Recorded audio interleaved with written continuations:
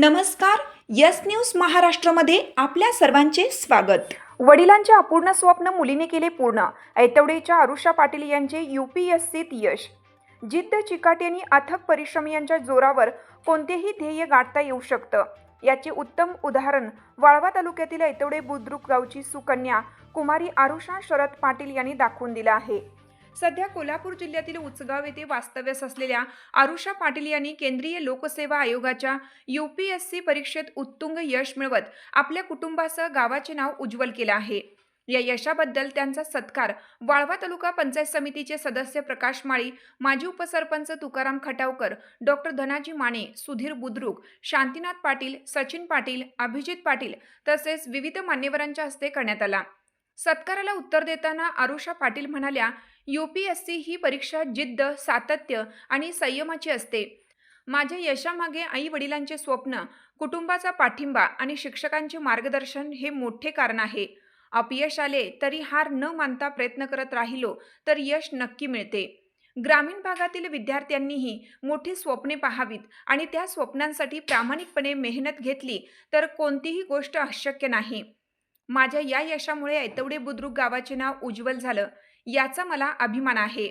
यावेळी आरुषा पाटील यांचे वडील शरद पाटील म्हणाले, खाकी वर्दी हे माझे अपूर्ण राहिलेलं स्वप्न होतं. ते माझ्या मुलीनं पूर्ण केल्याचा मला प्रचंड अभिमान वाटतो. आरुषाने या यशासाठी रात्रंदिवस मेहनत घेतली. अनेक अडचणींवर मात करत तिने जिद्द आणि चिकाटीच्या जोरावर हे यश संपादन केलं. तिच्या या यशामुळे आमच्या कुटुंबासह गावाचाही सन्मान वाढला आहे. आरुषा यांच्या आई अर्चना पाटील म्हणाल्या, माझी मुलगी लहानपणापासूनच अभ्यासात तसेच गायन क्षेत्रातही हुशार होती. UPSC परीक्षेसाठी तिने रात्रंदिवस परिश्रम घेतलं. त्यामुळे ती या परीक्षेत नक्की यशस्वी होईल याची आम्हाला खात्री होती. आज तिने आपल्या मेहनतीच्या जोरावर वडिलांचे अपूर्ण स्वप्न पूर्ण केलं. तिच्या या यशामुळे आमच्या कुटुंबात आनंदाचे वातावरण असून आम्हा सर्वांना तिचा अभिमान वाटतो. पुढे बोलताना त्यांनी ग्रामीण भागातील मुलींना संदेश देत सांगितलं की मोठी स्वप्ने पहा आणि ती पूर्ण करण्यासाठी चिकाटीने प्रयत्न करा. मेहनत आणि कुटुंबाचा पाठिंबा असेल तर कोणतेही स्वप्न साकार होऊ शकतं. आरुषा पाटील यांच्या या यशामुळे ऐतवडे बुद्रुक गावासह परिसरात आनंदाचे वातावरण असून विविध स्तरातून त्यांच्यावर अभिनंदनाचा वर्षाव होत आहे. यस न्यूज महाराष्ट्रासाठी राजेश कांबळे. नमस्कार, माझं नाव आरुषा पाटील. मी महाराष्ट्र कोल्हापूर या जिल्ह्यातून येते. माझं प्राथमिक शिक्षण हे 1ली ते 4थी पर्यंत जीवन कल्याण प्राथमिक विद्यालय बावडा इथून झाले. 5वी ते 10वीचे शिक्षण हे उषाराजी हायस्कूल कोल्हापूर इथून झाले. त्याचबरोबर माझे कॉलेजचे शिक्षण शिवाजी युनिव्हर्सिटी यामधून झालेले आहे, ज्यामध्ये मी इकॉनॉमिक्स किंवा अर्थशास्त्र हा सब्जेक्ट घेतला होता. जेव्हा मी कॉलेजच्या 2nd इयरला होते तेव्हापासूनच मला असं वाटत होतं की एखादी ओळख निर्माण करण्यासाठी स्वतःला सिद्ध करण्याची गरज आहे आणि त्यासाठी मला वाटतं की स्वतःचं अस्तित्व करणं हे खूप गरजेचं आहे. आणि मी हे UPSC याचा विचार तेव्हापासूनच सुरुवात केली. त्याचा आधी सिलॅबस काय आहे ते पाहत गेले. मी कोणाची मदत घेता येते, मेंटोर्स होते, माझे फ्रेंड्स होते, त्यांच्याशी थोडं की आता UPSCला आपण सुरुवात करू शकतो. स्ट्रेंथ आहेत, विकनेसेस आहेत, ते आधी ओळखू आणि मग जेव्हा आपण एक अटेम्प्ट देणार आहे, फर्स्ट अटेम्प्ट देणार आहे, जो की मी 2022ला दिला, त्याआधी मी एक वर्ष दिल्लीतून एक कोचिंग केलं होतं, विजन IAS नावाचं. ते ऑनलाईन माध्यमातून केलं होतं आणि असा माझा UPSCचा किंवा CSEचा प्रवासाला सुरुवात झाली. आई-वडिलांचा संघर्ष खरं आहे. माझ्या बाबांना मुळामध्ये पोलीस व्हायचं खूप स्वप्न होतं आणि त्यांनी त्यासाठी भयंकर कष्ट केले होते. त्यांचं त्या पद्धतीचं कष्ट मी आत्ता ऐकते, कारण ते मला आता सांगत होते. आणि असं म्हणतात की कुठेतरी नशिबाची ही साथ लागते, पण बाकी सगळं हार्डवर्क, स्मार्ट वर्क सगळं त्यांनी केलं, पण कुठेतरी नशिबाने त्यांना थोडीशी साथ न दिल्यामुळे त्यांचं हे स्वप्न अधुरं राहिलं. आणि ते त्यांचं स्वप्न ते माझ्या थ्रू इनडायरेक्टली पाहत होते असं मला वाटलं. आणि आपण यामध्ये एकदा डिसिजन घेतलेला आहे तर तो झोकून देऊन करू, जेणेकरून माझ्या आईबाबांचं स्वप्नही मी पूर्ण करेन असं मला वाटलं. त्यामुळं मला त्याचं एक जास्त प्रेरणा आणि बूस्ट मिळालं.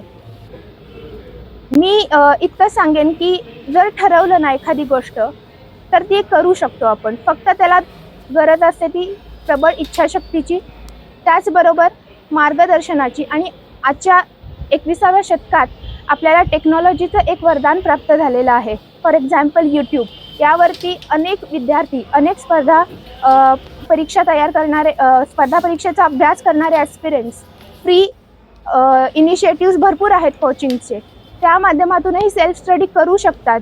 आणि यूट्यूब हे एक असं एडटेक प्लॅटफॉर्म झालेलं आहे की ते आता ग्रामीण भागातही अगदी सहजरित्या पोहोचत आहे. त्यामुळं मी त्यांना इतकं सांगते की तुम्ही एकदा ठरवलं असेल तर मागे पडू नका, कारण तुम्हाला टेक्नॉलॉजीची साथ आहे, तुम्हाला बाकी सगळ्यांची ती नक्की साथ मिळेल असे मला वाटतं. पण एकदा ठरवलेलं ध्येय मध्येच सोडू नका, कारण या परीक्षेमध्ये हा खूप लांबचा पल्ला आहे. जवळपास 1 ते 1.5 वर्षाची ही प्रोसेस असते प्रत्येक स्पर्धा परीक्षा. स्पेसिफिकली म्हणायला गेलं तर UPSC, त्यामध्ये कन्सिस्टन्सी आणि हार्डवर्क करणं खूप गरजेचं असतं आणि त्यासाठी आपली इंटरनली मोटिवेशन असणं खूप गरजेचं असतं. आणि मला वाटतं की ते सगळेजण करू शकतात, कारण जे आपलं ध्येय साध्य करण्याची इच्छाशक्ती बाळगू शकतात ते काहीही करू शकतात. हा माझा जवळपास 4था अटेम्प्ट होता, 3री मेन्स होती आणि 2nd इंटरव्ह्यू होता. माझा हा प्रवास सुरू झाला 2022 पासून. 2022ला मी प्रिलिम्स क्वालिफाय केली, मेन्सपर्यंत गेले, पण मेन्स काही मार्कांनी क्वालिफाय होऊ शकले नाही. त्यानंतर मी माझे काही विकनेसेस, जे काही माझे राहिलेले असं वाटलं की आपण या एरियामध्ये कमी पडतोय, त्यावरती अजून काम केलं पाहिजे. फॉर एक्झाम्पल UPSCमध्ये सोशलॉजी ऑप्शनल हा मी निवडला होता, त्यामध्ये मला थोडे वाटलं की माझे नोट्स थोडे ऑर्गनाइज्ड हवे आहेत. त्यावरती काम करून मी 23चा अटेम्प्ट दिला, 24चा अटेम्प्ट दिला. त्यामध्ये मी प्रिलिम्स क्वालिफाय झाले, मेन्सही क्वालिफाय झाले आणि इंटरव्ह्यूपर्यंतही पोहोचले. पण इंटरव्ह्यूमधून लास्ट इयरलाच 16 मार्कांनी माझा कट ऑफ राहिला होता. त्यामुळे मला वाटलं की ठीक आहे, आपण इथपर्यंत पोहोचतोय तर थोडंसं एक मुलाखतीमध्ये थोडंसं एक काम अजून करण्याची गरज आहे, थोडं आपल्या आन्सर्समध्ये क्वालिटी वाढवण्याची गरज आहे. त्यामुळे मी त्यावरती काम लास्ट इयरला केलं आणि यावरती मी त्याच अनुभवाच्या जोरावरती प्रिलिम्स, मेन्स आणि इंटरव्ह्यू हे तिन्ही टप्पे यशस्वीपणे क्वालिफाय केले आणि AIR 553 प्राप्त केले. मला तर वाटतं की हा प्रवास ग्रॅज्युअल होता आणि खूप एक्सपिरियन्सेस गॅदर करण्याचा होता, कारण प्रत्येक अनुभव हा स्वतः गॅदर करणं, त्यातून शिकणं आणि पुन्हा पुढच्या अटेम्प्टमध्ये त्यावरती काम करणं हे खरंच एक थोडंसं लाँग टर्म काम होतं आणि यामध्ये खरोखर पेशन्सची भयंकर गरज होती. ती मी कुठंतरी माझ्या आईबाबांच्या सपोर्टमुळं कंटिन्यू करू शकले. आणि मुलींना सांगायचं झालं तर आज मुली खरंच प्रत्येक क्षेत्रामध्ये खूप यशस्वीपणे पुढे येत आहेत आणि त्यांना आपल्यासारख्या समाजाचीही साथ मिळते आणि अशी साथ त्यांना इथून पुढेही आपण देत राहू. कारण प्रत्येक मुलगीचं एक स्वप्न असतं की स्वतःची आयडेंटिटी स्वतः क्रिएट करणं आणि ती आयडेंटिटी क्रिएट करताना तिला फक्त हार्डवर्कची नाही तर वेल विशेसचीही गरज असते, मॉरल सपोर्टची गरज असते आणि ते सपोर्ट देण्याचं काम आपण प्रत्येकानं केलं पाहिजे असं मला वाटतं. त्यामुळं आपण या माध्यमातूनही असू दे किंवा कुठल्याही माध्यमातून असू दे, इनडायरेक्टली डायरेक्टली आपण प्रत्येक मुलीला असं सपोर्ट करू जेणेकरून ती आपल्या देशाचं नाव खरंच उज्ज्वल करू शकेल. तुमचं काय असणार? मला तर वाटतं यामध्ये घरच्यांचा सपोर्ट असणं भयंकर गरजेचं आहे. माझ्या आईबाबांनी मला इतकी श्युरिटी दिली होती की जरी तू कुठलंही क्षेत्र निवडशील, स्वतःहून त्यांनी पहिल्यांदा मला स्वतःहून करिअर निवडण्याची मुभा दिली, एक स्वातंत्र्य दिलं. त्यामुळे मी हा एक मोठा निर्णय घेऊ शकले, कारण UPSC करणं हा फक्त 1 वर्षाचा प्रश्न नाही आहे, त्याला बरेच वर्ष कधी कधी लागू शकतात. आणि असं होतं की आपण एका स्टेजपर्यंत जातो आणि त्या स्टेजच्या पाठीमागे पुन्हा नाही येऊ शकत, कारण आपल्याला माहिती काय काय केलेलं असतं आणि काही काळानंतर हे फक्त त्या मुलगीचं किंवा त्या व्यक्तीचं स्वप्न राहत नाही तर त्या पूर्ण फॅमिलीचं स्वप्न बनतं, कारण ते पूर्ण फॅमिली प्रत्येक स्ट्रगलमधून जात असते. काही गोष्टी आपल्यापर्यंत येऊ देत नाहीत, पण ते आई बाबा आपल्या पाठीमागे कुठे ना कुठेतरी त्या गोष्टींची लढत असतात. त्यामुळे मला वाटतं की आई बाबांची साथ, आपल्या रिलेटिव्हची साथ आणि सगळ्यात महत्त्वाचं आपले मेंटोर्स, आपले फ्रेंड्स आणि समाजातले इतर सगळे, या सगळ्यांची साथ असणं खूप गरजेचं आहे. खरं तर हे यश टाकत असताना अनेकदा याच्या पाठीमागे बॅकग्राऊंडला बरेच काही घटना घडतात, असे काही तुमची काय आठवण आहे का? घटना घडतात म्हणजे मला सांगायचं लागेल की या प्रवासामध्ये कंटिन्युअस अभ्यास करावा लागतो आणि कुठे ना कुठे आपल्या हेल्थकडे आपण दुर्लक्ष करतो. त्यामुळे ते कधी कधी एक्झामच्या ड्युरेशनमध्ये पण आपल्याला वाटतं की नाही, थोडंसं हेल्थकडे बघावं लागेल. त्यामुळे मला वाटतं की जरी असेही खूप उदाहरणं आहेत की खूप लोक आजारी आहेत, ॲडमिट आहेत, त्यांना खूप सिव्हिअर आजार पण झालेले आहेत, पण स्टील त्यांनी त्या स्पिरिटमध्ये सुद्धा अभ्यास केलेला आहे, परीक्षेला दिलेल्या आहेत.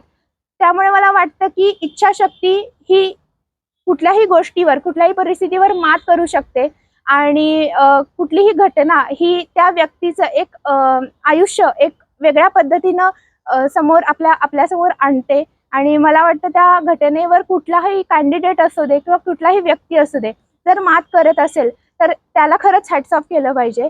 कारण ती प्रयत्न करण्याची, हार्डवर्क करण्याची जी क्षमता आहे ते खरोखर प्रेरणादायी इतरांसाठीही ठरते. सध्या आपण बघतो मला तर वाटतं की UPSC असो, MPSC असो किंवा इतर कोणतीही परीक्षा असो, यामध्ये पहिली आपली मेंटल हेल्थ सांभाळणं खूप गरजेची असते.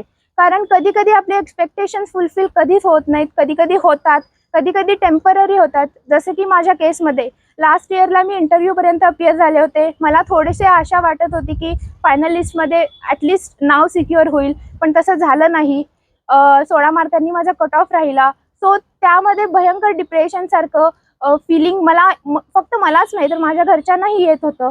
त्यामुळे मला वाटतं की यामध्ये स्वतःवरती स्वतःचा आत्मविश्वास कधी ढळू देता कामा नये. रोज 5 ते 10 मिनिटं स्वतःला द्यावं, स्वतःला ॲप्रिशिएट करावं, सेल्फ टॉक करावा, जेणेकरून आपण जे काही कार्य करतो आहोत किंवा जे काही रोजचं एफर्ट करतो आहोत त्याला कुठेतरी बूस्टअप मिळत जाईल आणि स्वतःला काम ठेवण्यासाठी मदत मिळत जाईल. एक शेवटचा प्रश्न, मला तर वाटतं हे माझं यश नाही आहे, माझ्या फॅमिलीचं यश आहे. कारण गेले 3 ते 4 वर्ष माझी फॅमिली माझ्यासोबत तर आहेच, पण प्रत्येक क्षणी माझ्या बरोबर असूनही माझ्या इनडायरेक्टली मला खूप वेगवेगळ्या पद्धतीने मदत करत आहे. माझे घरचे असू देत किंवा माझे फ्रेंड्स असू देत. त्यामुळे मला वाटतं की हे यश सगळ्यांचं आहे आणि आपण सगळी सेलिब्रेट करत आहोत.